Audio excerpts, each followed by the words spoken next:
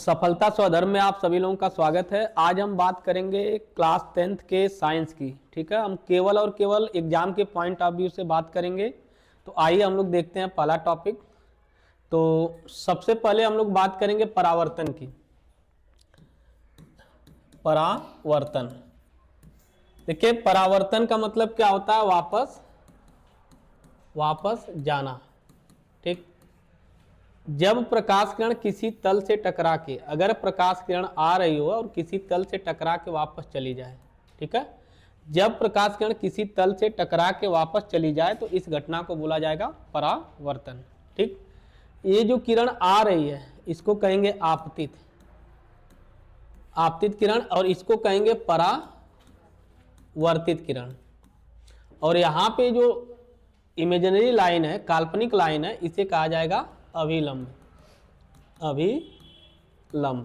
ठीक है।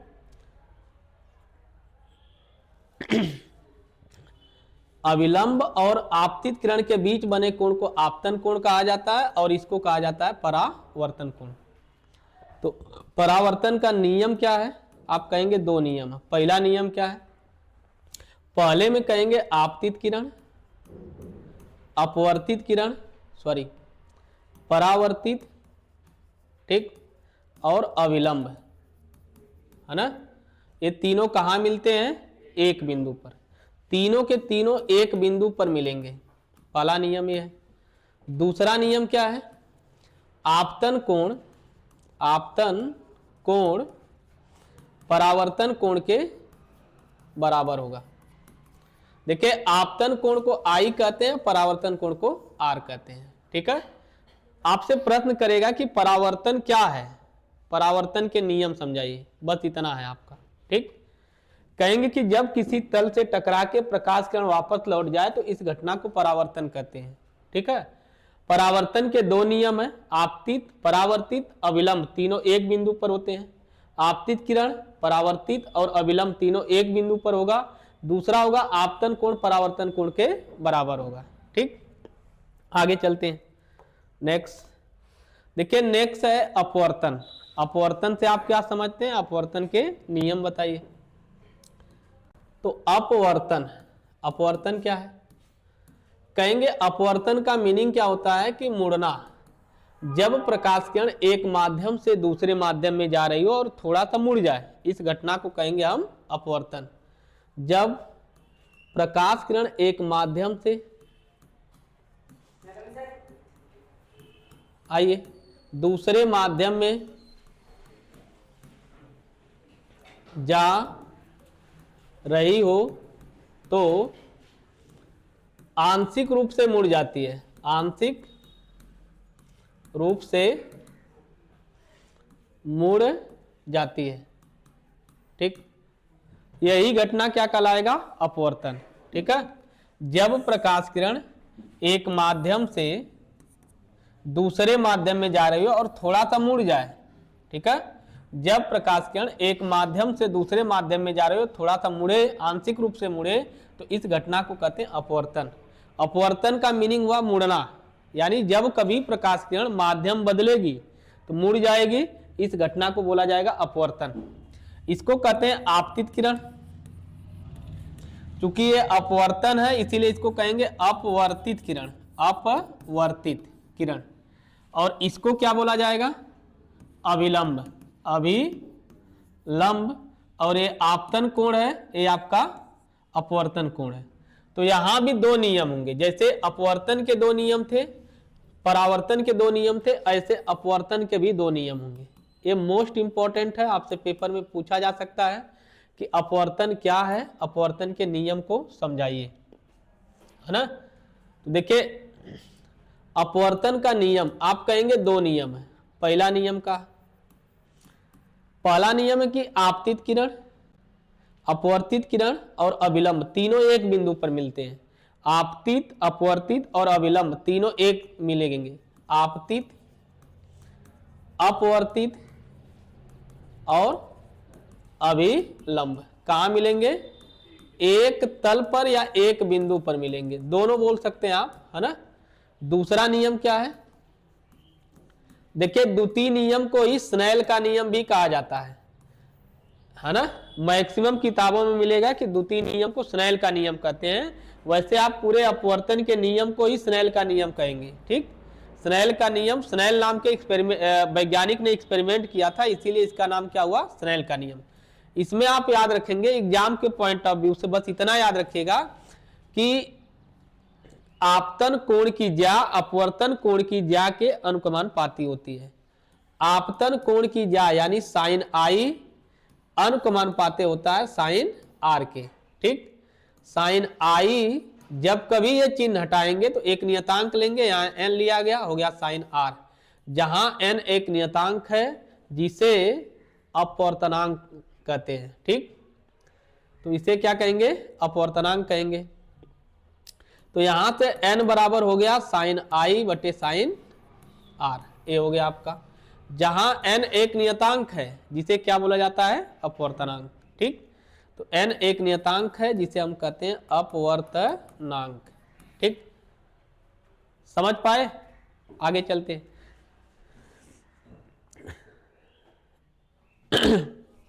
समझ में आ रहा है ना आप लोगों को। ठीक, अब देखिए आपसे प्रश्न करता है कि अपवर्तनांक क्या है। अपवर्तनांक, अपवर्तनांक का दो परिभाषा है, एक तो आप स्नेल के नियम से बोल सकते हैं और दूसरा आप ये वाला बोल सकते हैं कि दोनों माध्यमों के चालों का अनुपात, चालों का अनुपात अपवर्तनांक कहलाता है।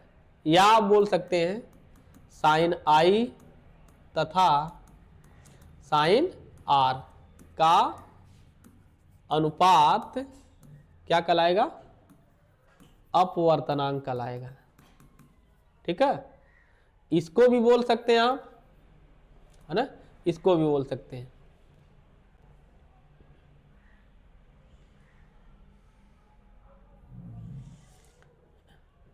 कहेंगे दोनों माध्यमों के चालों का अनुपात अपवर्तनांक है, या साइन आई और साइन आर का अनुपात अपवर्तनांक है।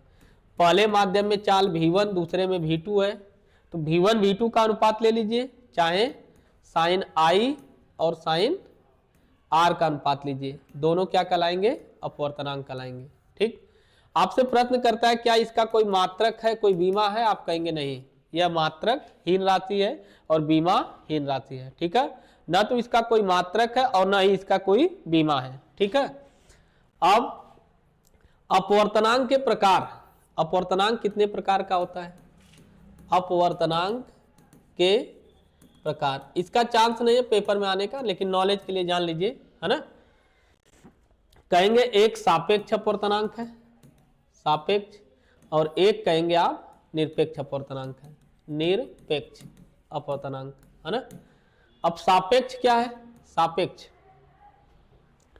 सापेक्ष अपवर्तनांक जब प्रकाश किरण एक माध्यम से दूसरे माध्यम में जाए तो इसे हम कहते हैं सापेक्ष अपवर्तनांक। जब प्रकाश किरण एक माध्यम से दूसरे माध्यम में जाए, है ना, जब प्रकाश किरण एक माध्यम से दूसरे माध्यम में जाए, है ना, ठीक, तो sine i by sine r को सापेक्ष अपवर्तनांक कहते हैं। सापेक्ष अपवर्तनांक को लिखेंगे 1 and 2 से, एक माध्यम से दूसरे में जाए तब इसे सापेक्ष कहेंगे। 1 and 2 से लिखा जाता है, इतना बराबर हो जाएगा साइन आई बटे साइन आर। ठीक, निरपेक्ष में क्या है, जब प्रकाश किरण निर्वात से या हवा से, या तो निर्वात या तो हवा से दूसरे माध्यम में जाए, है ना, तो उसे हम क्या कहते हैं, जब हवा से जाए, निर्वात से जाए, तो उसे हम कहते हैं दूसरे माध्यम में जाए तो इसे हम कहते हैं निरपेक्ष अपवर्तनांक। ठीक, किसको, sine i by sine r को।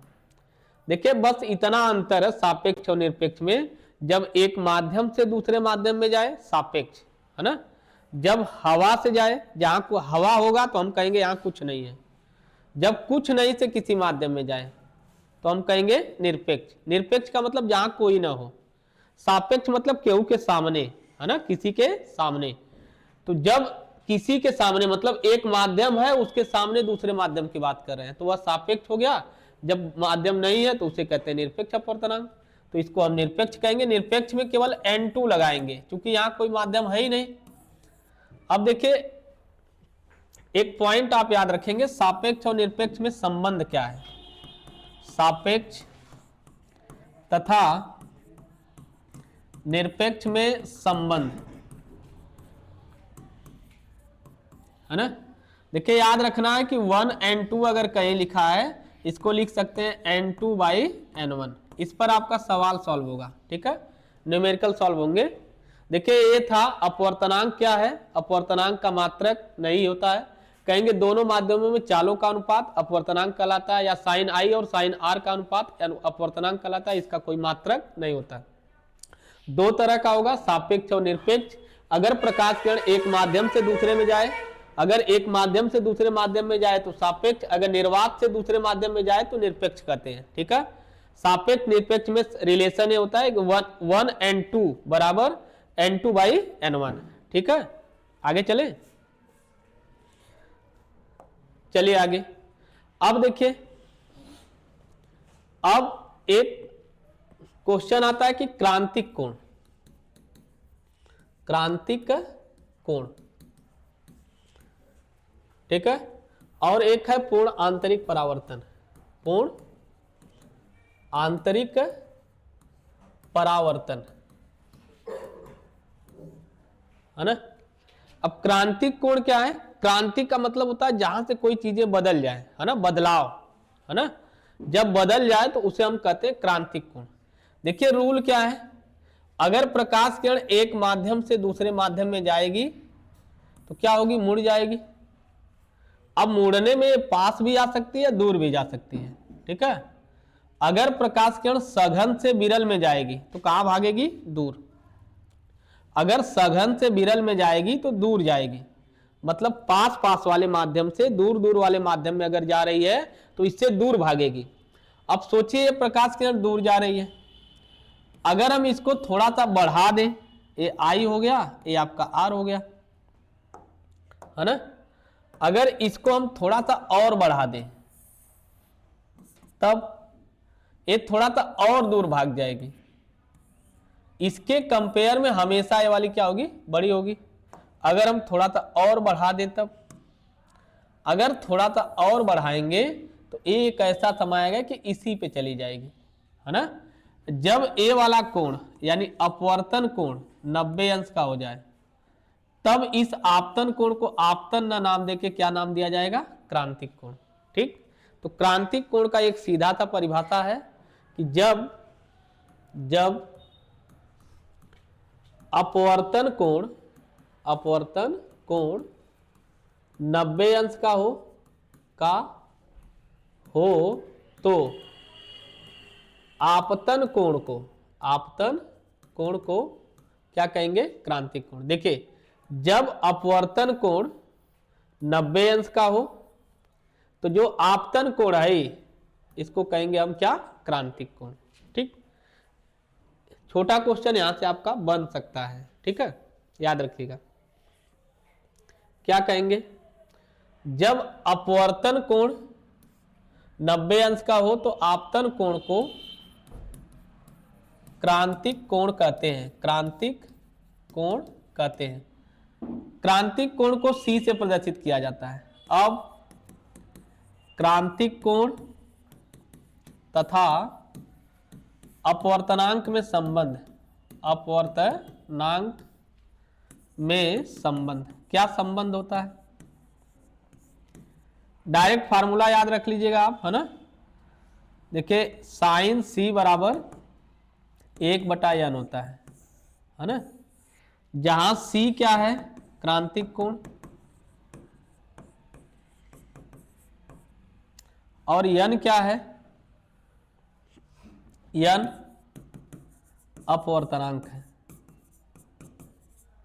ठीक है ना। ये देखिए था क्रांतिक कोण और क्रांतिक कोण तथा अपवर्तनांक में संबंध, ठीक है।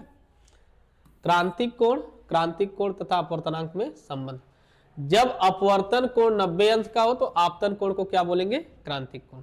ठीक है, जब प्रकाश किरण ऐसे आ रही हो और इसी पे चली जाए, है ना, जिससे आ रही है अगर उसी पे चली जाए, प्रकाश को इसी पे चली जाए, ठीक, तो जब ए वाला कोण क्या होगा? 90 अंश का, तो इस वाले कोण को आई न बोल के क्रांतिक कोण सी बोला जाएगा। ठीक, आपतन अपवर्तन कोण 90 अंश का हो तो आपतन कोण को क्रांतिक कोण कहते हैं। क्रांतिक कोण साइन सी बराबर 1/n होता है। ठीक है, n क्या है? अपवर्तनांक है।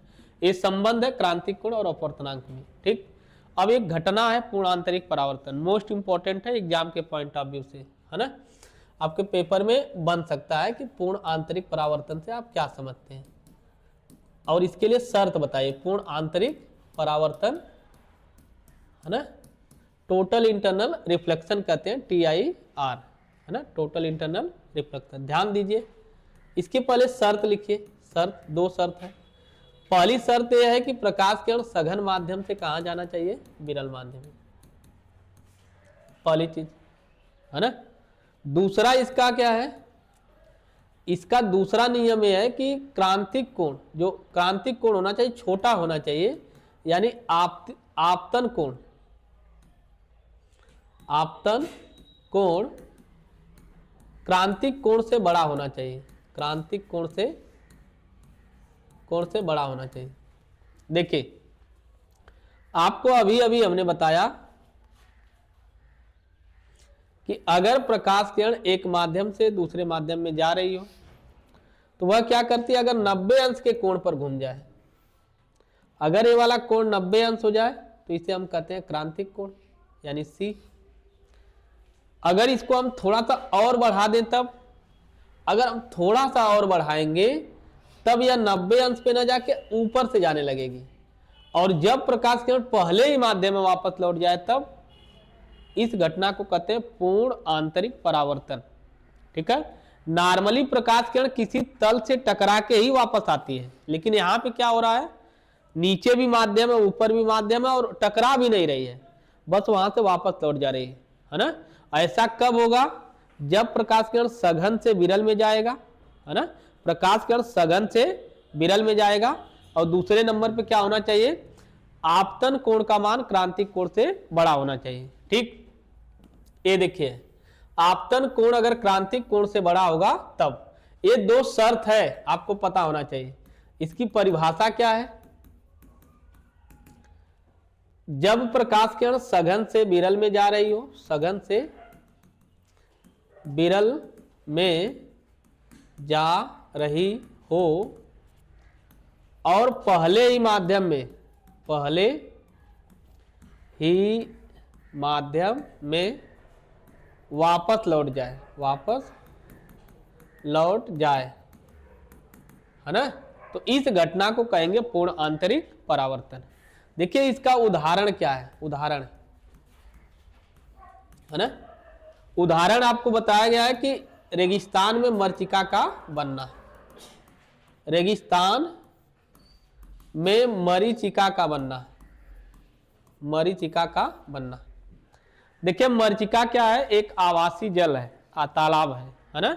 आप जब रेगिस्तान में जाएंगे तो वहां आपको दिखाई देगा कि वहां क्या है? बहुत बड़ा तालाब है। जब आप पास पहुंचेंगे तो तालाब क्या होगा? गायब हो जाएगा। ये रियल में क्या है? यहाँ पे पूर्ण आंतरिक परावर्तन के कारण आपको एक बड़ा सा तालाब दिखाई दे रहा है। ठीक, तो पूर्ण आंतरिक, अरे थोड़ा बहुत बोल सकते हैं, ठीक है, अब एकदम मतलब हाँ गौतम बुद्ध मत बनिए। तो जैसे मेन देखिए सीखना है ना, सीखना है। अभी रिकॉर्डिंग बहुत ज़्यादा इंपॉर्टेंट नहीं है, ठीक है, मेन आपको सीखना है, एग्जाम के हिसाब से चलना है। तो रेगिस्तान देखिए क्या है? रेगिस्तान में मरीचिका है, मरीचिका, मरीचिका का मतलब आभासी तालाब। ठीक, तो जब आप देखेंगे कि जब रेगिस्तान में आप जाएंगे तो आपको लगेगा कि यार वहाँ बहुत बड़ा तालाब है, जब पास पहुंचेंगे तालाब गायब। तो जो आभासी तालाब आपको दिखाई दे रहा है वही क्या है? मरीचिका है। ठीक है, ये किसके वजह से बन रही होती है? पूर्ण आंतरिक परावर्तन, है ना। अगर बर्फीले प्रदेश में जाएंगे तब तो हद हो जाएगा एकदम, बर्फीले, बर्फीले, बर्फीले, है ना, बर्फीले, सही है ना। बर्फीले प्रदेश में आसमान में मरीचिका बनेगा। अब ला, आसमान में मरीचिका, ठीक, यानी आपको आभासी तालाब आसमान में दिखाई देगा। ठीक, इसके बाद क्या है, अगर कोई कांच की बोतल है, कांच की बोतल, कांच की जो बोतल है वो अगर क्रैक हो जाए, शांत रहो यार, क्रैक हो जाए मतलब कहीं से अगर क्रैक हो जाती है तो आपको दूर से ही चमकती हुई नजर आती है। किसके वजह से? पूर्ण आंतरिक परावर्तन की वजह से। ठीक है, पूर्ण आंतरिक परावर्तन की वजह से ऐसा आपके होता है। कांच की बोतल को क्रैक हुए भाग का चमकना। देखिए हीरे का चमकना, हीरा जो इतना चमकता है उसका कारण यही है, हीरे का चमकना। आपसे पूछे कि हीरा चमकदार होता है, क्या कारण है, तो आप कहेगा क्योंकि इसके अंदर पूर्ण आंतरिक परावर्तन की घटना होती है। ठीक है, हीरे का चमकना। हीरे का अपवर्तनांक याद रखिएगा 2.242 है ना, ये हीरे का अपवर्तनांक है। हीरे का अपवर्तनांक सभी पदार्थों में सबसे ज्यादा अपवर्तनांक होता है और इतना ज्यादा अपवर्तनांक होता है कि यह इसके ऊपर जैसे प्रकाश पड़ती है यह तुरंत पूर्ण आंतरिक परावर्तन होने लगता है, जिसके वजह से दुनिया की सबसे चमकदार चीज क्या बन गई? हीरा, है ना। पानी में अगर बुलबुला बन रहा है तो वह भी आपको चमकता हुआ नजर आएगा। किसके वजह से? पूर्ण आंतरिक परावर्तन की वजह से। पानी में बना बुलबुला, ठीक है, बुलबुला, समझ रहे हैं ना, बुलबुला रे बुलबुला, ठीक। हाँ, बुलबुले का चमकना क्या कहलाएगा आपका? ठीक, पूर्ण आंतरिक परावर्तन के कारण। ठीक, ये सारे एग्जाम्पल्स हैं। आपसे पेपर में प्रश्न करेगा कि पूर्ण आंतरिक परावर्तन से आप क्या समझते हैं, इसकी शर्त बताइए, इसके उदाहरण समझाइए। या आपसे कभी कभी ऐसे ही कह देगा कि रेगिस्तान में मरीचिका का बनना किस घटना पर आधारित है ना, विज्ञान की कौन सी घटना पर आधारित है, तो आप कहेंगे पूर्ण आंतरिक परावर्तन पे। देखिए शर्त क्या है, प्रकाश किरण सघन से विरल में जाना चाहिए, आपतन कोण क्रांतिक कोण से बड़ा होना चाहिए। फिर परिभाषा क्या है कि जब कभी प्रकाश किरण सघन माध्यम से और विरल माध्यम में जा रही हो लेकिन वह पहले ही माध्यम में वापस लौट जाए तो इस घटना को कहते हैं पूर्ण आंतरिक परावर्तन। इसके एग्जाम्पल है रेगिस्तान में मरीचिका का बनना, बर्फीले प्रदेश में आसमान में मरीचिका का बनना, है ना। कांच की बोतल क्रैक होने पर हमें चमकती, जहां से क्रैक हुई है वहां चमकती हुई नजर आती है, हीरे का चमकना। ठीक है, इसके बाद क्या है, पानी में बुलबुला जो बनता है वो भी चमकता है। ये सारे के सारे एग्जाम्पल क्या है, पूर्ण आंतरिक परावर्तन। ठीक है, देखिए अपवर्तन के भी एग्जाम्पल आपसे पूछे जाते हैं। यहाँ अपवर्तन है, अपवर्तन के भी कुछ उदाहरण है, इसको आपको यहां नोट कर लीजिए, है ना। इसके देखिए उदाहरण, अगर हम अपवर्तन के उदाहरण की बात करें तो, है ना, अपवर्तन के उदाहरण की बात कर लेते हैं थोड़ा सा। अपवर्तन में आपको बताया गया कि प्रकाश किरण जब एक से दूसरे माध्यम में जाती है तो मुड़ जाती है, इस घटना को अपवर्तन कहते हैं। इसका भी उदाहरण जो है एग्जाम में पूछा जाता है। तो जैसे सूर्योदय से पहले सूर्य का दिखाई देना, है ना, यानी सूर्योदय हुआ नहीं है, आपको सूर्य दिखाई दे रहा है। स्टार्टिंग में जो हम लोग देखते हैं 2 मिनट, वो रियल सूर्य नहीं होता है, बल्कि रियल अपवर्तन के कारण सूर्य का बना हुआ एक इमेज होता है। ठीक है, तो सूर्योदय से पहले, सूर्योदय से पहले सूर्य का दिखाई देना, है ना, एक किसके वजह से है? अपवर्तन के वजह से। ऐसे ही जब लास्ट में डूबेगा सूर्य, तो लास्ट में जो हमें दिखाई देता है खूब बड़ा सा सूर्य, वह रियल सूर्य नहीं होता है, सूर्य का एक मात्र प्रतिबिंब है। अंतिम 2 मिनट सूर्य का प्रतिबिंब है, और जब उदय हो रहा है यानी उगने से पहले का 2 मिनट, वो भी क्या है? अपवर्तन के कारण बना हुआ प्रतिबिंब है। तो आपसे प्रश्न करेगा कि क्या कारण है कि सूर्योदय से पहले हमें सूर्य दिखाई देता है ना। तो आप कहेंगे सूर्योदय से पहले सूर्य दिखाई देता है क्योंकि वहां प्रकाश का अपवर्तन हो रहा होता है, अपवर्तन के कारण ऐसा होता है। ठीक, नेक्स्ट क्या है आपका? सूर्योदय से पहले सूर्य का दिखाई देना। देखिए तालाब का कम गहरा दिखाई देना, तालाब का उथला दिखाई देना, है ना। मछली का कहीं और दिखाई देना, मछली का वास्तविक स्थिति से कहीं और दिखाई देना। कहीं और का मतलब किसी दूसरे तालाब में नहीं, कहीं कहेंगे अलग स्थिति में दिखाई देना, अलग स्थिति में दिखाई देना मछली का। फिर तालाब का उथला दिखाई देना, मछली का कम ठीक है। अब देखिए अगर सिक्का आप डालते हैं, सिक्का या नींबू, है ना, तो गिलास में क्या उठा नजर आता है, उठा नजर आएगा या कहीं और दिखाई देगा। इसका रीजन क्या होगा, अपवर्तन। ठीक है। इसके बाद क्या है, पेंसिल, पेंसिल को पानी में डालने पर मुड़ा हुआ नजर आना। गिलास, पानी से भरे हुए गिलास में डालेंगे तो उसका मुड़ा हुआ नजर आना, किसके वजह से, अपवर्तन की वजह से। ठीक। देखिए मोस्ट इंपॉर्टेंट है तारों का टिमटिमाना, टिमटिमाना, है ना, समझ गए। तारे क्या करते हैं, टिम टिम टिम टिम टिम टिम करते हैं, है ना। तो तारे बहुत दूर है हम लोगों से, उसके और हमारे बीच में क्या है, बहुत सारी हवा की परतें हैं, है ना, बहुत सारी हवा की परतें हैं। तो होता क्या है कि तारा हम लोगों से बहुत दूर है ना, और हम लोग क्या है, जमीन पे यहां पे है ना। तो यहां से जब आपके आंखों पे प्रकाश आएगी तो आपको दिखाई देगा।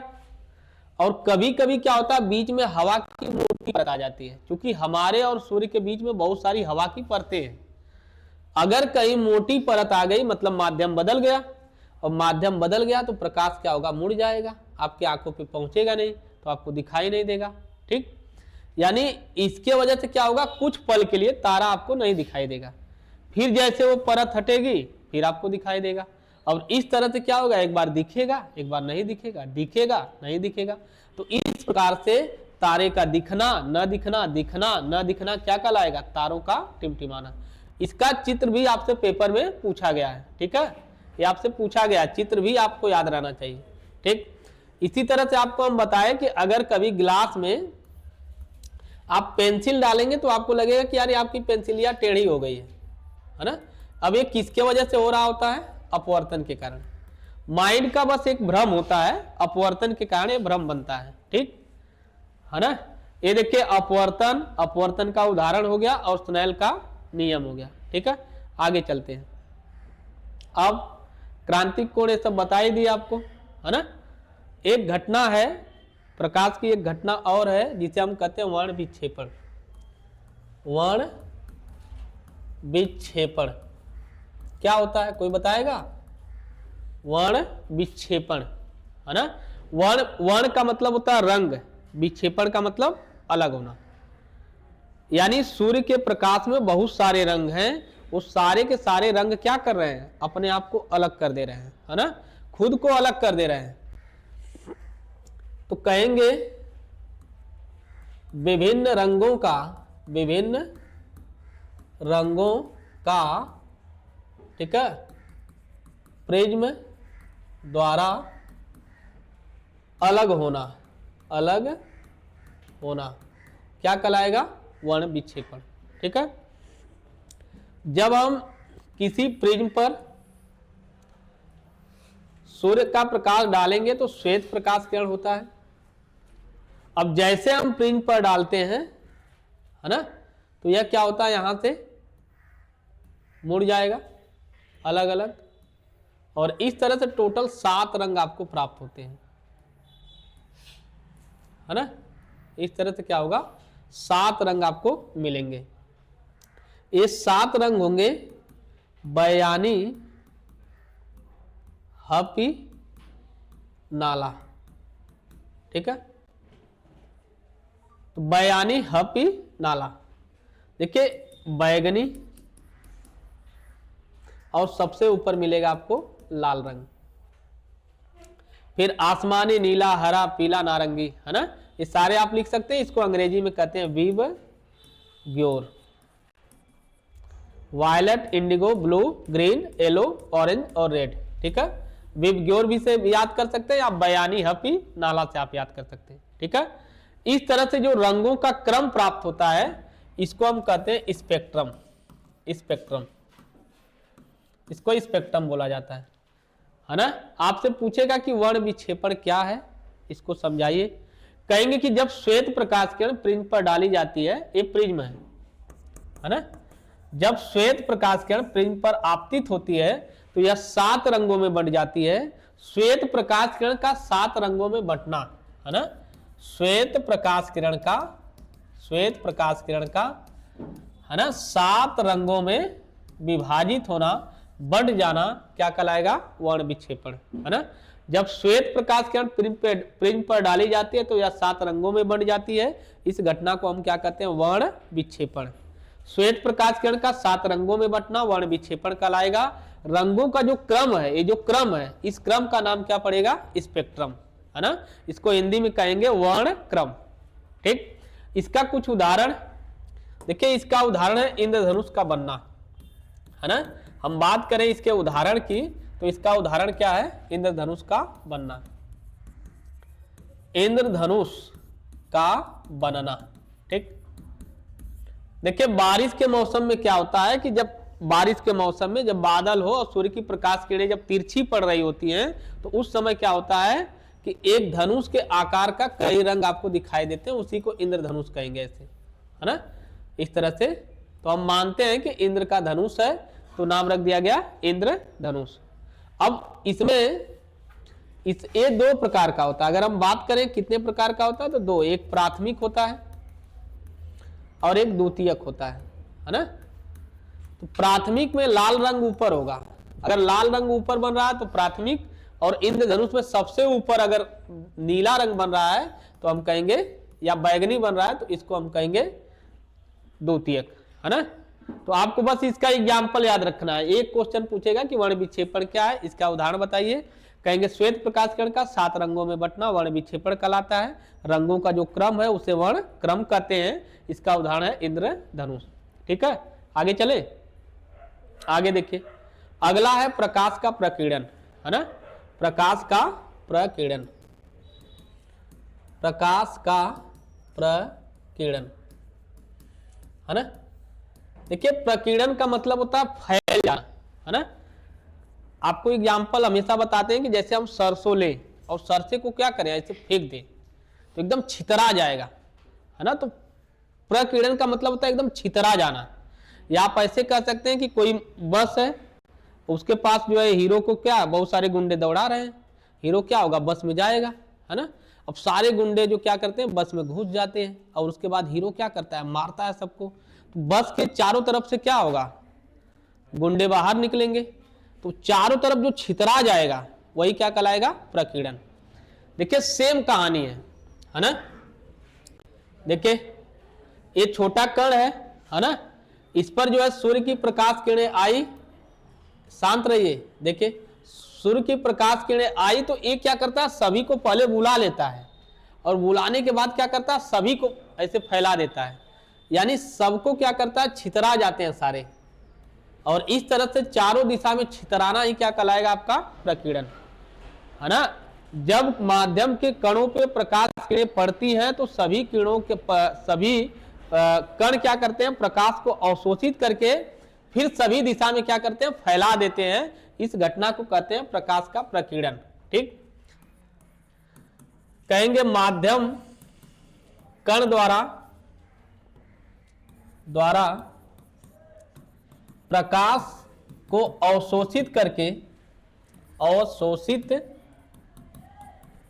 शोषित करके, है ना, सभी दिशाओं में फैलाना क्या कहलाएगा? आपका प्रकाश का प्रकीर्णन। ठीक, देखिए सबसे ज्यादा जो प्रकीर्णन होता है, प्रकीर्णन बात मत करिए, मैक्सिमम जो होता है, अधिकतम, आपसे कहेगा सबसे ज्यादा प्रकीर्णन किस प्रकाश में होता है? सबसे ज्यादा प्रकीर्णन होता है नीला रंग में, है ना। और निम्नतम सबसे कम किस में होता है? लाल में होगा, है ना। आपको याद रखना है सबसे ज्यादा प्रकीर्णन नीले रंग में, इसीलिए आसमान का रंग आपको कैसा दिखाई देगा? नीला। इसका उदाहरण भी वही बनेगा। देखिए तो अगर हम बात करें इसके उदाहरण की तो कहेंगे आसमान हमें नीला दिखाई देता है, आसमान का नीला दिखाई देना। ठीक है, फिर कहेंगे गहरे समुद्र का, समुद्र गहरा ही होता है, कहेंगे समुद्र का नीला दिखाई देना। गहरा अगर तालाब है, नदी है तो वो भी नीला आपको दिखाई देगा। समुद्र का नीला दिखाई देना। समुद्र में अगर पानी है तो नीला दिखाई देगा। देखिए आसमान में क्या है, आसमान का रंग हमें नीला दिखाई देता है, रीजन पूछेगा प्रकीर्णन के कारण, है ना। रंग से रिलेटेड अगर क्वेश्चन आ रहा है तो आप समझ जाएंगे कि प्रकीर्णन उसका उदाहरण है। ठीक, आपसे कहेगा कि उगते समय सूर्य हमें लाल क्यों दिखाई देता है, सूर्य का लाल दिखाई देना, है ना, सूर्य का लाल दिखाई देना किसके वजह से, प्रकीर्णन की वजह से, क्योंकि लाल रंग का प्रकीर्णन सबसे कम होता है, लाल रंग फैलता नहीं है बहुत ज्यादा, इसीलिए बहुत दूर तक जा सकता है। तो जब सूर्य हमसे बहुत ज्यादा दूर होता है, क्षितिज पे होता है, तो हमें वहां से केवल कौन सी किरण दिखाई देती है, लाल, क्योंकि वह किरण हमारे आंखों तक आ रही होती है।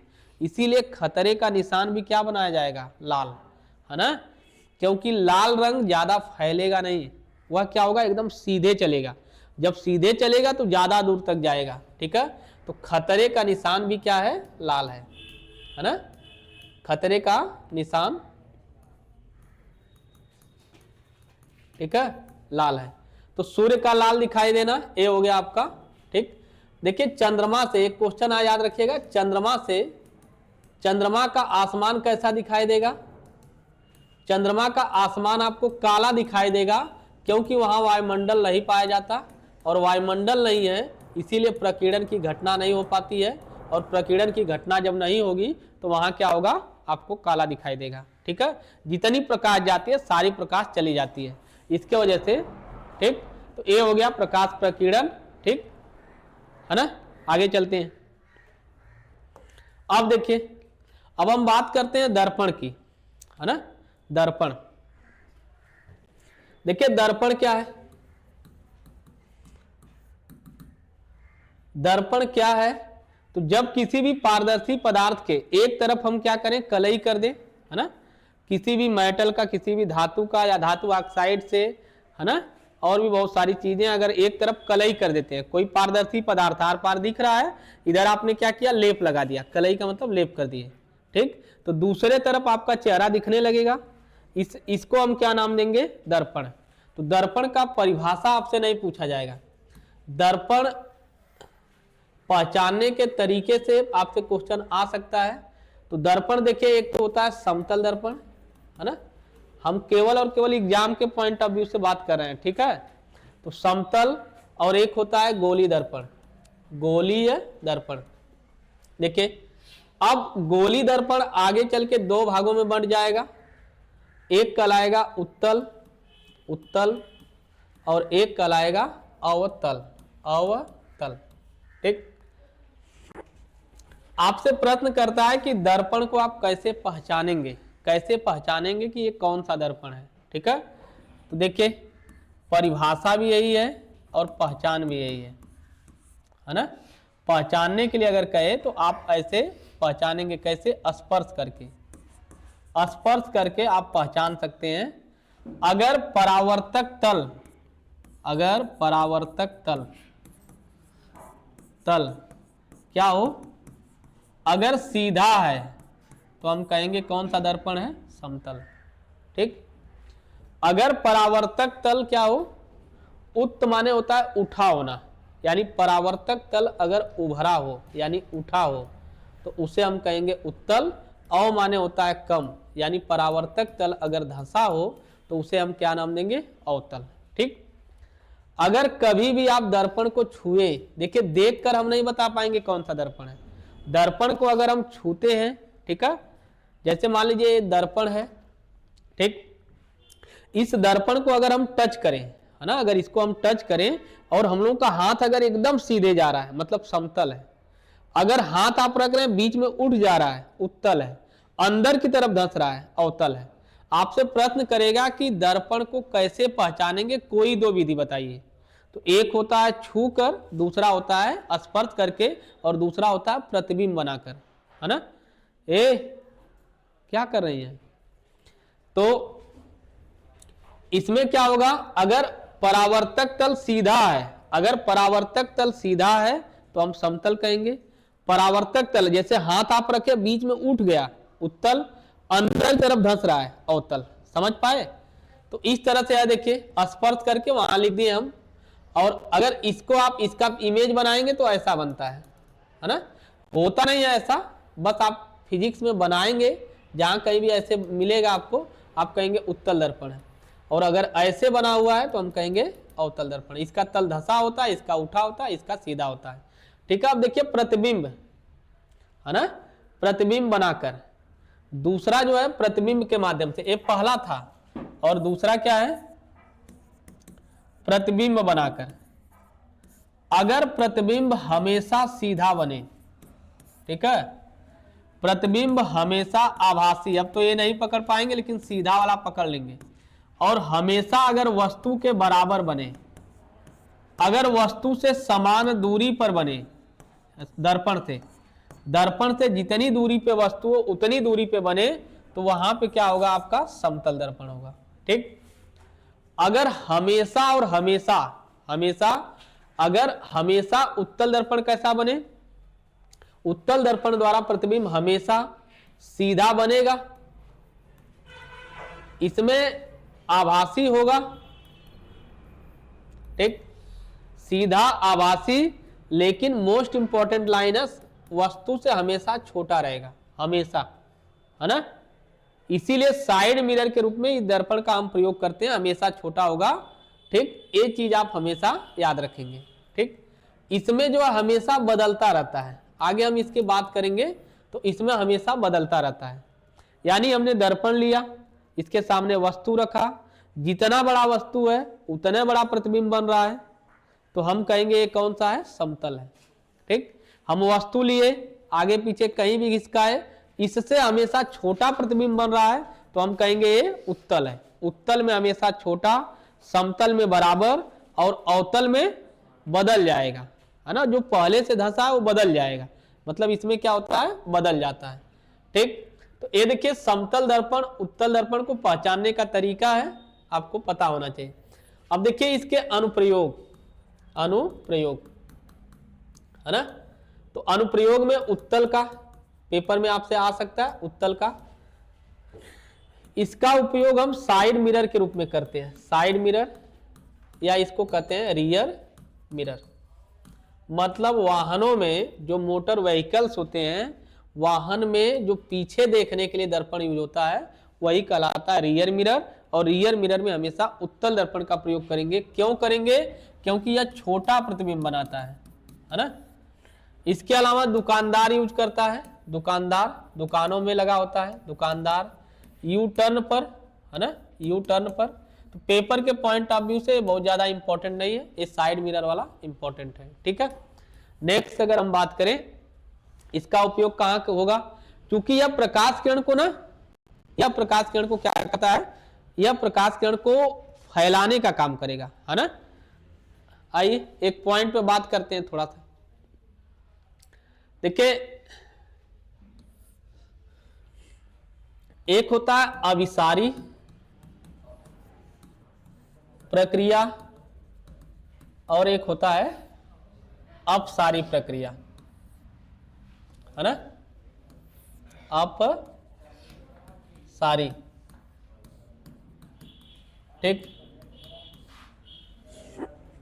देखिए अपसारी मतलब पसारने वाला, इसमें पसारेगा, है ना, और इसमें क्या करेगा, इसका उल्टा मतलब ये बटोरेगा, है ना।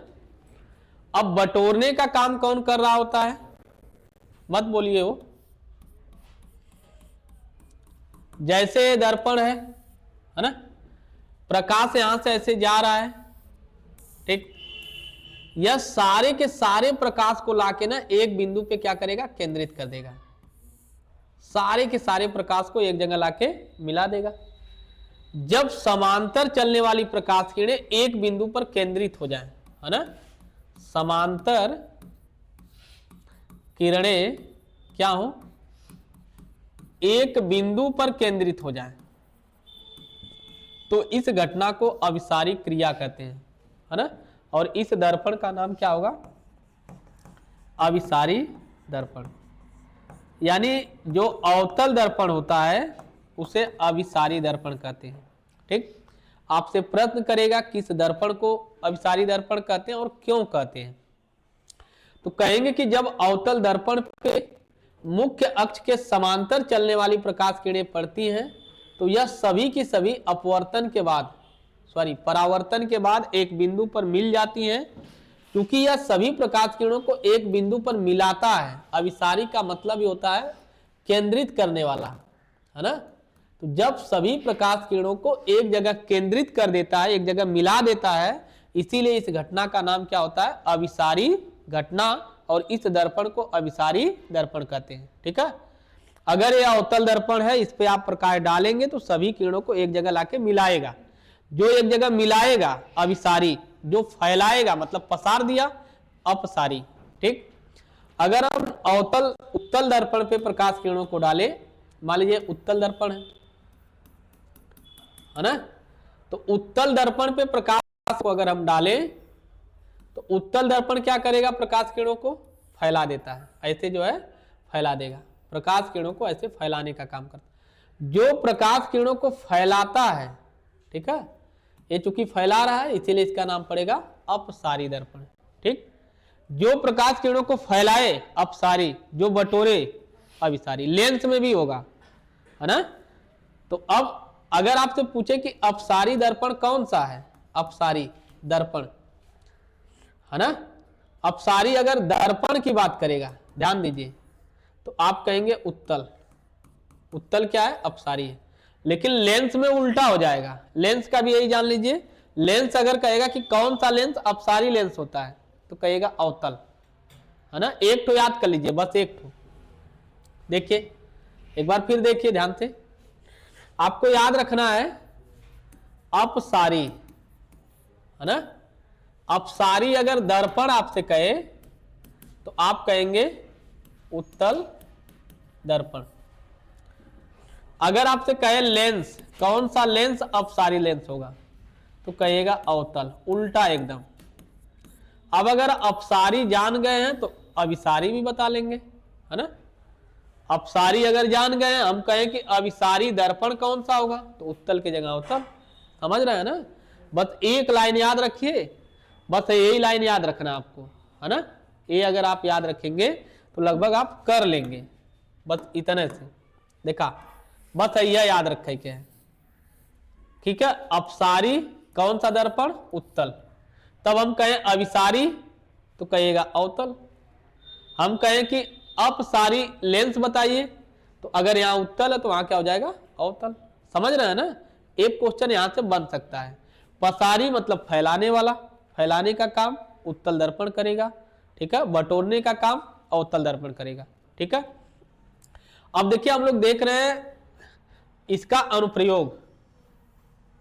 तो चूंकि जो अवतल दर्पण है, उत्तल दर्पण है, ठीक, यह क्या करता है, प्रकाश किरण को फैलाने का काम करता है। तो जहां कहीं भी प्रकाश किरण फैलाने की बात आएगी वहां पे हम इस दर्पण का प्रयोग करेंगे, है ना। तो कहां यूज होगा, वाहन में जो हेडलाइट होते हैं, है ना, वाहन में जो हेडलाइट होंगे, ठीक, तो वहां पे क्या, कौन सा दर्पण यूज होगा, हेडलाइट। अब हेडलाइट में प्रकाश किरण फैलाने की जरूरत है कि सीधे मारने की, फैलाने की जरूरत नहीं है। प्रकाश किरण मतलब सीधे जाए, दूर तक जाए, और दूर तक जाने के लिए हमेशा अवतल दर्पण का प्रयोग करेंगे। इसीलिए हेडलाइट के पीछे जो लगा होता है अवतल दर्पण होता है, ठीक है। तो अवतल हेडलाइट में इसका यूज होगा, हेडलाइट, है ना। लेकिन अगर हम कहें स्ट्रीट लाइट, जो रोड पे लाइट होती है ना। अब रोड पे जो लाइट होती है तो वहां मतलब दूर तक मारने की जरूरत नहीं है, वहां लाइट फैलाने की जरूरत है। जब तुरंत लाइट को फैलाने की बात करें, फैलाने का काम कौन कर रहा होगा, उत्तल, तब यहां पे इसका यूज करेंगे। ये पेपर में आया हुआ है, स्ट्रीट लाइट अगर आपसे कहे तो आप कहेंगे उत्तल, ठीक। ये हो गया आपका। इसी तरह से शोरूम, शोरूम में जो है, शोरूम में भी क्या होता है कि लाइट को फैलाने की बात होती है, कि लाइट फैल जाए, किसी को पता ना चले कि लाइट कहां से आ रही है, तो उस केस में भी उसके नीचे क्या है, उत्तल दर्पण लगा होता है, ठीक। ये हो गया आपका अवतल दर्पण का। इसका अगर हम देखें कि उपयोग कहां कहां है, तो पहला उपयोग तो डॉक्टर करेगा, है ना। इसके बाद क्या है, बार्बर, नाई, नाई जो बाल काटने वाला होता है वह जो है इस दर्पण का प्रयोग करेगा। हेडलाइट में इसका यूज होगा, सोलर कुकर में इसका यूज होगा, सोलर कुकर, है ना। ये तीसरा। चौथा, अगर आपसे पूछे ये रीजन क्या है, तो क्योंकि यह क्या करता है, अभिसारी क्रिया करता है। अभिसारी क्रिया की वजह से इसका यूज होता है। और इसका यूज ये होता है क्योंकि ये बड़ा प्रतिबिंब बनाता है। बड़ा प्रतिबिंब केवल यही बना सकता है। और एक डॉक्टर को और एक नाई को क्या है, आपका चेहरा बड़ा करके देखना है। इसीलिए जो है डॉक्टर और नाई किसका, अवतल दर्पण का प्रयोग करेगा। ठीक, अब देखिए, अब बात करते हैं अवतल दर्पण द्वारा प्रतिबिंब का बनना। ठीक है, अवतल दर्पण द्वारा प्रतिबिंब का बनना, है ना। देखिए, अगर ये दर्पण है, ध्यान से सुन लीजिए, है ना। तो दर्पण है, दर्पण का ये फोकस हो गया, ये वक्रता केंद्र हो गया, और मान लीजिए ये अनंत है। आपको बस इतना याद रखना है कि अगर हम यहां पे रखेंगे वस्तु को, तो इसका प्रतिबिंब कहां बनेगा, फोकस पे। अगर यहां रखेंगे तो यहां बनेगा, यहां रखेंगे तो यहां, है ना। ये मोस्ट इंपॉर्टेंट है, ये क्वेश्चन आपके बोर्ड के एग्जाम में पक्का आएगा, है ना। अगर आप यहां रख रहे हैं तो यहां बनेगा, और यहां रखेंगे तो यहां। ठीक है, ये हो गया। अगर सी पर रखेंगे तो सी पर बनेगा। ठीक, तो आपको बस 3 पॉइंट इसमें याद रखना है, 3 पॉइंट बस। अगर हम अनंत पे रखते हैं तो कहां बनेगा, फोकस पे, और फोकस पे रखेंगे तो अनंत पे। ठीक, अगर अब आप अनंत और सी के बीच में रखते हैं तो इसका प्रतिबिंब कहां बनेगा, सी और एफ के बीच में। अनंत और सी के बीच में रखेंगे तो सी और एफ में बनेगा। अनंत पे रखेंगे तो एफ पे बनेगा। सी पर रखेंगे सी पर ही बनेगा, बस कहानी खत्म। सी पर रखेंगे तो सी पर ही बनेगा। ठीक, अगर वस्तु दूर है तो उसका प्रतिबिंब छोटा, जैसे जैसे पास आएगी उसका प्रतिबिंब क्या होगा, बड़ा होगा। ठीक है, तो इसको आप याद कर लेंगे, है ना। आपको एक कंडीशन है, विशेष कंडीशन आपको याद रखना है। चार्ट बना दे, चार्ट बना दे। ठीक, चलिए चार्ट बना दे रहे हैं, है ना। ये वस्तु कहाँ रख रहे हैं आप, इसका प्रतिबिंब कहाँ बन रहा है। ठीक, और इसकी प्रकृति क्या है। एक क्वेश्चन यहां से आएगा, डायग्राम आपको आना चाहिए। ठीक है, अगर आप अनंत पे रखेंगे तो उसका प्रतिबिंब एफ पर। अनंत और सी के बीच में अगर रख रहे हैं, बात मत करो यार, अनंत और सी पे रखेंगे तो सी और एफ पर बनेगा। ठीक, और अगर सी पर रखेंगे तो सी पर, और अगर सी एफ पर रखेंगे तब आपका बनेगा अनंत चला जाएगा, है ना। तो सी और अनंत पर। ठीक, इसके बाद क्या होगा, अगर एफ से पहले रख दिए, एफ और दर्पण के बीच में रखते हैं तब दर्पण के पीछे बनेगा, दर्पण के पीछे। ये स्थिति आपको पता होनी चाहिए। देखिए शुरू में, है ना, इधर देखिए, वस्तु जो प्रतिबिंब होगा छोटा, है ना। देखिए पहली बात तो इसमें वास्तविक प्रतिबिंब बनेगा, वास्तविक, है ना, वास्तविक। ठीक है, वास्तविक बनेगा, और प्रतिबिंब जो होगा वास्तविक होगा, एफ पर बन ही रहा है। ठीक है, उल्टा होगा और बहुत छोटा होगा, हद से ज्यादा छोटा होगा। अपने माइंड में आप इसी से पैटर्न डेवलप कर लीजिए। जब अनंत और सी के बीच में रखेंगे तब सी और एफ पर बनेगा, ये भी वास्तविक, ये भी उल्टा। देखिए अनंत पे रखे, यहां पे बना वास्तविक, उल्टा, बहुत छोटा। आप इससे थोड़ा पहले आए तो यह थोड़ा सा बाद में जाएगा, है ना। तो अब थोड़ा सा बड़ा हो जाएगा, तब वास्तविक, उल्टा, बहुत छोटा नहीं, अब छोटा होगा। ठीक, अगर हम सी पर रखें तो सी पर ही बनेगा, है ना। ये मोस्ट इंपॉर्टेंट है, ये आपसे पेपर में कई बार पूछा गया है कि वह कौन सा बिंदु है जहां वस्तु पर रखें, वो जहां वस्तु को रखें तो उसका सीधा और इक्वल प्रतिबिंब बनता है। तो आप कहेंगे वक्रता केंद्र है। ठीक, तो यहां भी वास्तविक उल्टा होगा लेकिन वस्तु के बराबर बनेगा। अब देखिए यहां पर अब बड़ा हो जाएगा आगे, ठीक है, बड़ा हो गया। कोई कंडीशन छूट गया है क्या? अनंत पे रख रहे हैं तो एफ पे, अनंत और सी के बीच में, तो एफ और सी के बीच में, फिर सी पर रखे, ठीक है। अब सी और एफ पर रख दिए तो अनंत पे हो गया, ठीक है, बड़ा हो गया। अब इसके बाद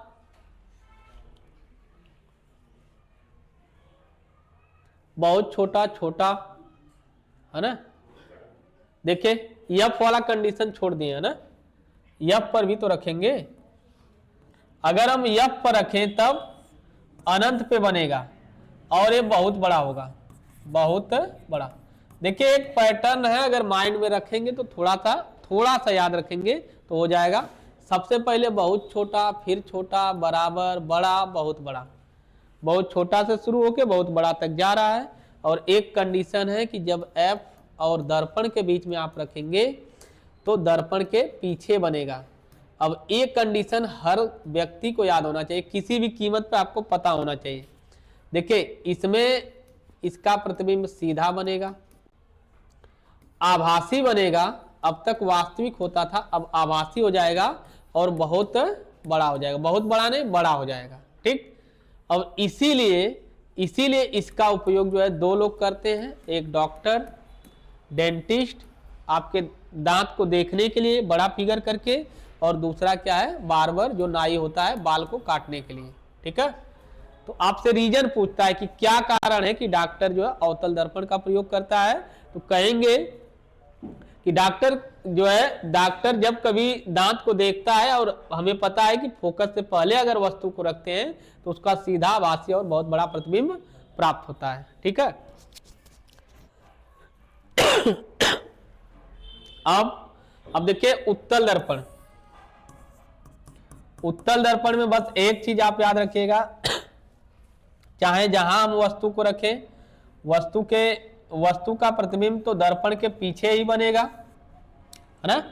दर्पण और फोकस के बीच में बनेगा, हमेशा सीधा रहेगा, छोटा रहेगा, है ना, और हमेशा सीधा, छोटा और आभासी तो है ही है। पीछे अगर बन रहा है तो आभासी होगा ही होगा। ये देखिए पूरा दर्पण हो गया। ठीक, दर्पण द्वारा प्रतिबिंब। यहां से आपके एग्जाम में एक क्वेश्चन 100% आएगा, इसमें कोई दो राय नहीं है। ठीक है, आगे चलते हैं, इसको देख लीजिएगा। अब देखिए लेंस है, जैसे हमने दर्पण का किया वैसे हम लोग लेंस का भी देख लेते हैं। तो लेंस ये भी दो तरह का होगा, एक अवतल होगा और एक उत्तल होगा, है ना। एक अवतल होगा एक उत्तल होगा। तो अवतल में क्या होगा, जब बीच वाला भाग क्या हो पतला हो तो उसे अवतल कहते हैं, और बीच वाला भाग अगर मोटा हो तो उसे हम उत्तल कहते हैं। देखिए अवतल पे जब कभी प्रकाश किरण हम डालते हैं तो यह प्रकाश किरण को क्या करता है, क्या करेगा, फैला देता है। और जब ये फैलाएगा तो इसे हम कहेंगे पसार रहा है, यानी अपसारी लेंस कहा जाएगा। और जब कभी हम इस लेंस पे अगर प्रकाश किरण डालें तब यह सभी प्रकाश किरणों को क्या करता है, एक जगह लाके केंद्रित कर देता है, एक जगह सबको लाके मिला देगा। इसीलिए इसको कहेंगे अभिसारी लेंस।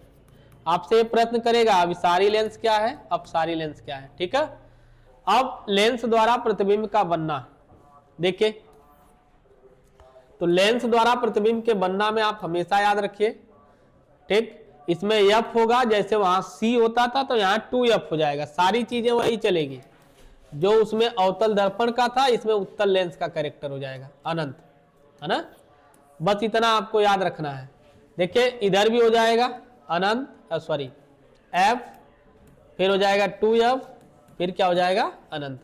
आपको याद रखना है कि जब कभी हम अनंत पे रखेंगे तो उसका प्रतिबिंब कहां बनेगा, फोकस पर। इधर पीछे से शुरू करना है, यहाँ आगे से ये धीरे धीरे पास आएगा और यहाँ क्या होगा, धीरे धीरे दूर जाएगा। आपको याद रखना है। अगर हम अनंत पे रखेंगे तो f पर बनेगा, 2f पर रखेंगे तो 2f पे बनेगा, f पर रखेंगे तो अनंत पे बनेगा। ठीक, तो अगर हम अनंत पे रखते हैं तो इसका प्रतिबिंब कहां बनेगा, एफ पर।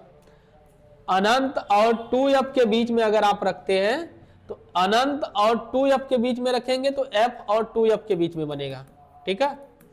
और अगर 2f पर रखेंगे तो फिर 2f पे बनेगा, ठीक है। बस यही है, अब आगे इसको उलट देना है।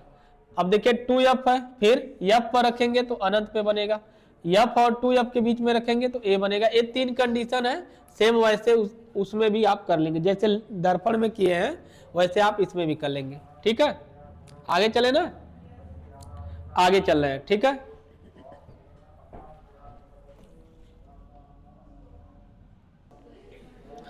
चलिए तब अब देखते हैं अगला टॉपिक, मानव नेत्र, ठीक। अब देखिए एग्जाम के पॉइंट ऑफ व्यू से काफी इंपॉर्टेंट है मानव नेत्र। मानव नेत्र एक ऐसी ज्ञानेंद्रिय है जिसका प्रयोग हम किसी वस्तु को देखने में करते हैं, देखने में इसका उपयोग किया जाता है, ठीक। देखिए इसकी संरचना से आपसे क्वेश्चन आएगा, इसकी संरचना है ना, संरचना की बात करते हैं, ठीक।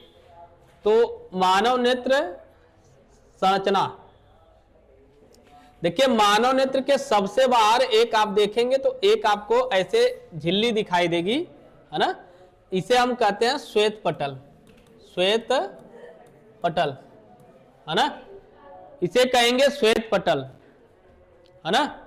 तो मानव नेत्र के सबसे बाहर एक आपको लेयर दिखाई देगी, व्हाइट कलर का झिल्ली दिखाई देगा जिसे हम कहेंगे श्वेत पटल। तो सबसे पहला आपका क्या है, श्वेत पटल, श्वेत पटल, ये सबसे बाहरी होता है ना, अपारदर्शी होता है और सफेद रंग का होता है, इसीलिए इसका नाम क्या पड़ा, श्वेत पटल, ठीक। अगर हम इसके अंदर जाएं, इसके अंदर जाएं तो एक काले रंग की झिल्ली आपको दिखाई देगी, इसके अंदर अगर आप जाएंगे तो एक आपको काले रंग की झिल्ली दिखाई देगी, है ना। अंदर अगर आप जाते हैं तो आपको एक काले रंग की झिल्ली दिखाई देगी। इस तरह से जब अंदर आप जाएंगे तो अंदर एक काले रंग की झिल्ली आपको दिखाई देगी, ठीक।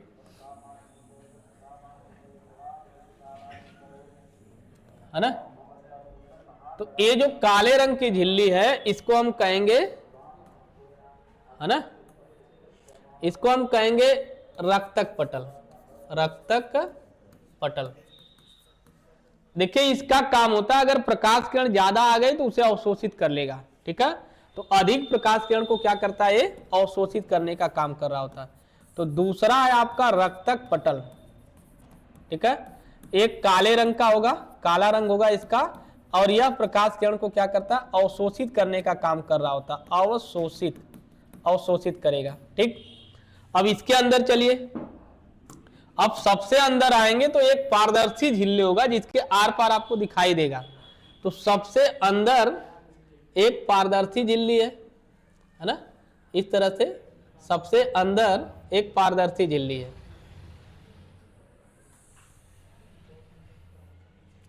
और इस पारदर्शी झिल्ली का नाम क्या है, रेटिना, है ना। तो सबसे अंदर एक पारदर्शी झिल्ली है जिसको रेटिना कहेंगे। देखिए किसी भी वस्तु का प्रतिबिंब रेटिना पर ही बनता है ना। रेटिना में 2 प्रकार की सेल्स होती हैं, कोशिकाएं होती हैं। एक तो होता है आपका क्या, रॉड सेल, और एक होता है कॉनिकल सेल, है ना। एक डंडाकार होगा, डंडा जैसा, और एक होगा शंक्वाकार, शंक्वाकार सेल, है ना। तो उल्लू के आंख में क्या होगा, शंक्वाकार सेल ज्यादा होता है, इसीलिए उसको रात को दिखाई देता है, ठीक। ये बात आप याद रखेंगे। तो रेटिना क्या है, रेटिना पे प्रतिबिंब बनेगा तो आपको दिखाई देगा, अदरवाइज नहीं दिखाई देगा, ठीक है। आगे आइए, देखिए सबसे आगे आएंगे तो एक उभरा हुआ भाग मिलेगा आपको, मानव नेत्र के सबसे बाहर एक उभरा हुआ भाग मिलेगा इस तरह से, और इस उभरे हुए भाग का नाम क्या है, कॉर्निया, ठीक। तो मानव नेत्र के सबसे बाहर एक उभरा हुआ भाग है जिसे हम कॉर्निया कहते हैं, सबसे बाहर है, और एक पारदर्शी है आर पार, और पहली बार लाइट जो है कॉर्निया से ही आंखों में प्रवेश करती है। और जब कोई व्यक्ति नेत्रदान कर रहा होता तो नेत्रदान में कॉर्निया को ही दान किया जाता है, ठीक। तो ये जो है सबसे बाहर क्या है, कॉर्निया है मानव नेत्र के सबसे बाहर, ठीक। इसके अंदर अगर हम जाएं तो हमें एक लेंस मिलेगा, इस तरह से एक लेंस मिलेगा, और ये लेंस जो है जिलेटिन पदार्थ का बना हुआ होगा, जिसे हम कहेंगे नेत्र लेंस, है ना। तो ये नेत्र लेंस है। तो आपको बस याद रखना है ये द्वि उत्तल लेंस है, उत्तल लेंस होता है, उत्तल लेंस होता है, ठीक, द्वि उत्तल लेंस होता है। अब इसके दोनों तरफ क्या होती है, सिलियरी मांसपेशियां होती हैं, इसके दोनों तरफ, इधर भी और इधर भी, इस तरह से क्या होता है, सिलियरी मांसपेशियां लगी होती हैं दोनों तरफ।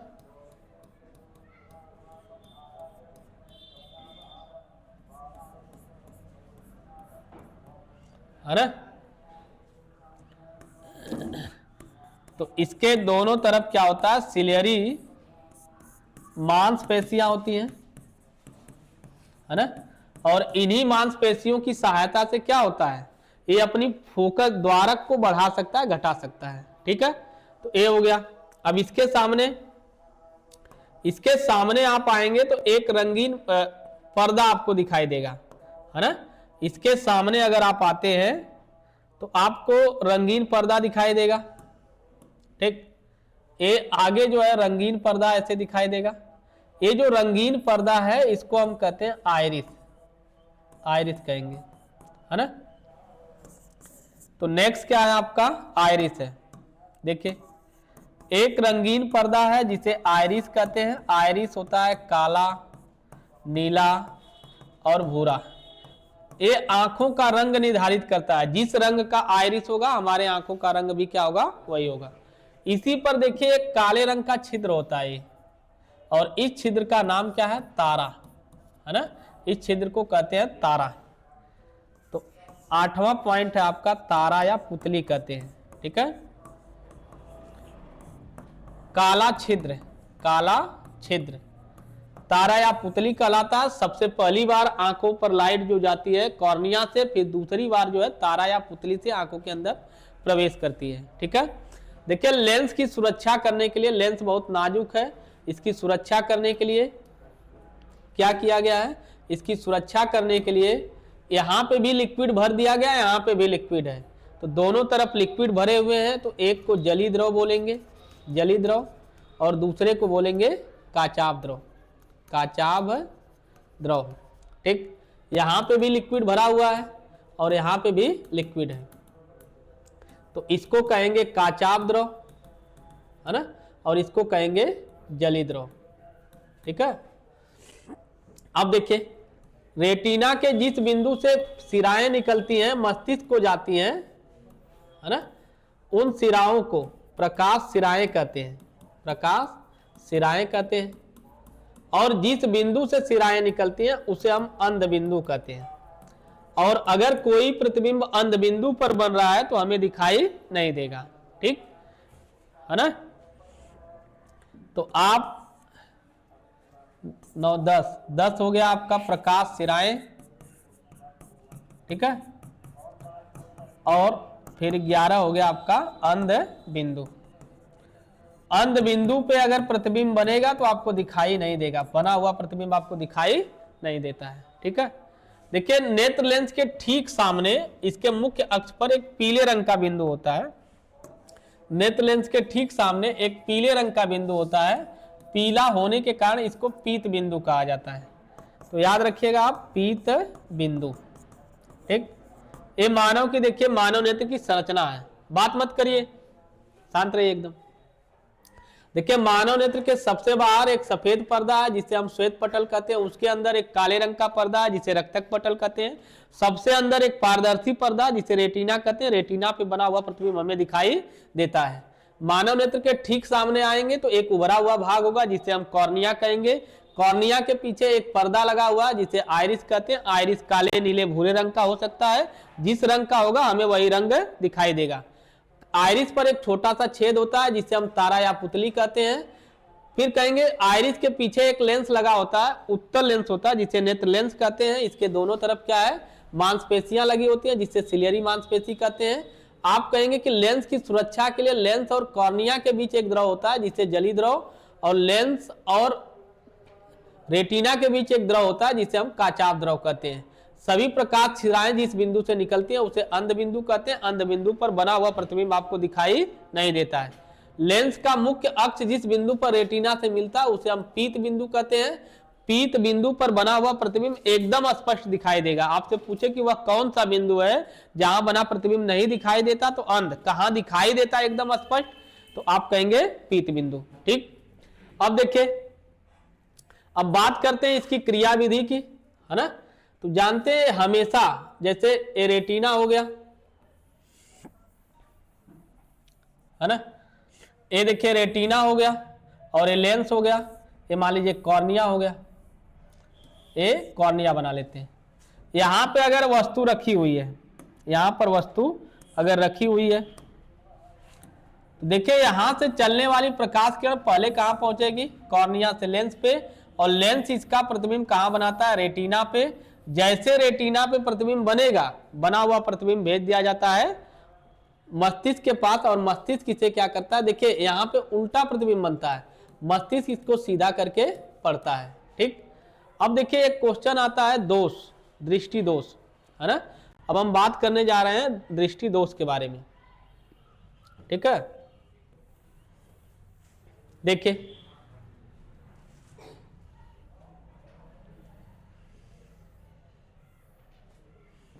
चलिए यही बात करते हैं।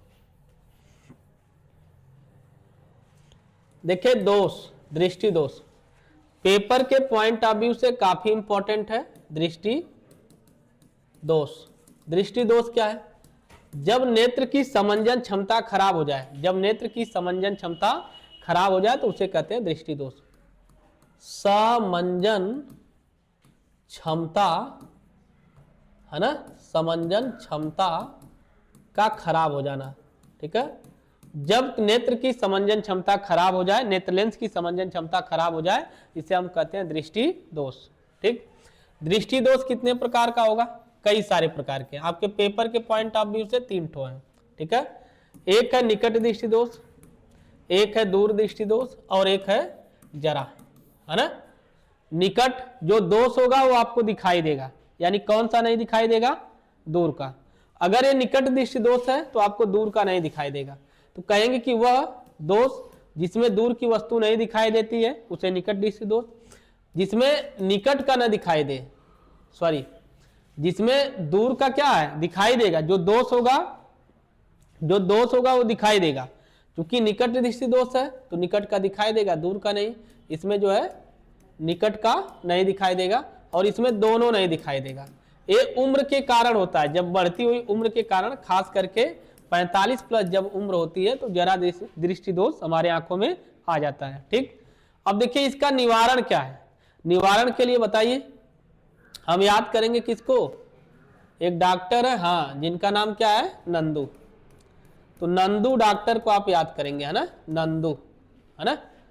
तो देखा, निकट दृष्टि दोष रहेगा तो अवतल, और दूर रहेगा तो उत्तल। यानी निकट में किसका यूज करेंगे हम, अवतल का, है ना, और दूर में उत्तल का। अब यहां तो दोनों दोष है, नाम है जरा, है दोनों, मतलब बड़ा है, नाम है जरा, लेकिन इसमें दोनों दोष है, तब इसमें दोनों लेंस लगाएंगे, तो आप लगाएंगे अवतल भी और उत्तल भी। ठीक, समझ पाए। देखिए कहेंगे कि नेत्र लेंस अपनी फोकस दूरी को घटा सकता है, बढ़ा सकता है, इसे हम नेत्र की समंजन क्षमता कहते हैं।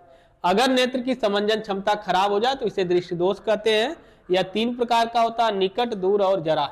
जब दूर की वस्तु न दिखाई दे तो उस दोष को निकट दृष्टि दोष कहते हैं। इसके निवारण के लिए अवतल का प्रयोग करते हैं। जब नजदीक की वस्तु न दिखाई दे, दूर की दिखाई दे, तो उसे दूर दृष्टि दोष कहेंगे। जब दोनों वस्तु न दिखाई दे, न तो पास की न तो दूर की, तो उसे हम कहते हैं जरा दूर दर्शिता। ठीक, इसके निवारण में अवतल, इसके निवारण में उत्तल, और यहाँ पे दोनों यूज होगा। ठीक है, अगर आप भूल रहे हैं तो नंदू का प्रयोग कर सकते हैं, है ना। ठीक, और नंदू देखिए निकट दृष्टि दोष आपको बताएगा कि अवतल दर्पण, और दूर बताएगा कि उत्तल दर्पण का प्रयोग किया जाएगा। ठीक, चलिए आज इतना ही रखते हैं, फिर अगली क्लास में मिलेंगे। Thank you.